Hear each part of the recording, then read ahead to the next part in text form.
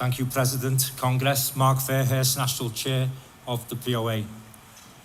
30 years, 30 long years, we have been subject to Section 127 of the Criminal Justice and Public Order Act of 1994.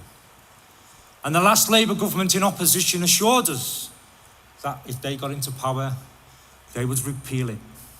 They failed us. And this government, we're in favour of it in opposition.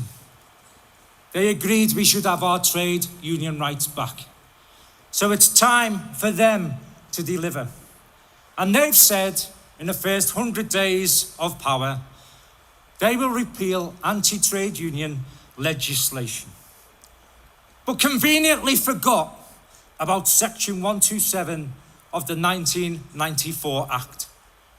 Well, their decision on this will tell us all we need to know about this Labour government, because they're either for the working class or they're against us.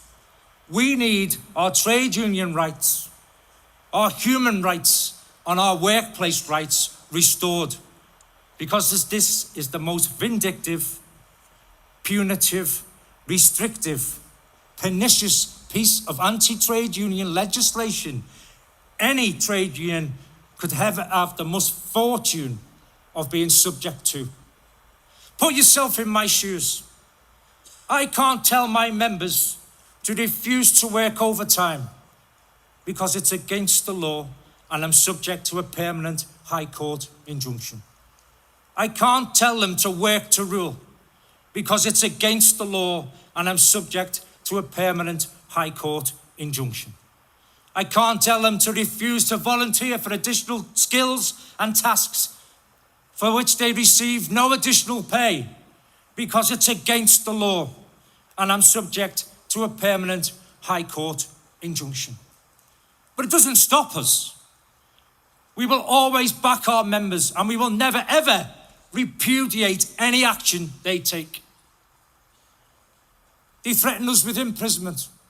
I walked the membership out in 2018 because I was fed up with them getting used as human punch bags with no workplace protections. And they threatened us with imprisonment, me and the General Secretary. Well, you can crack on with that. Who's going to bang me up? All my members are outside on strike. You're going to have to catch me first.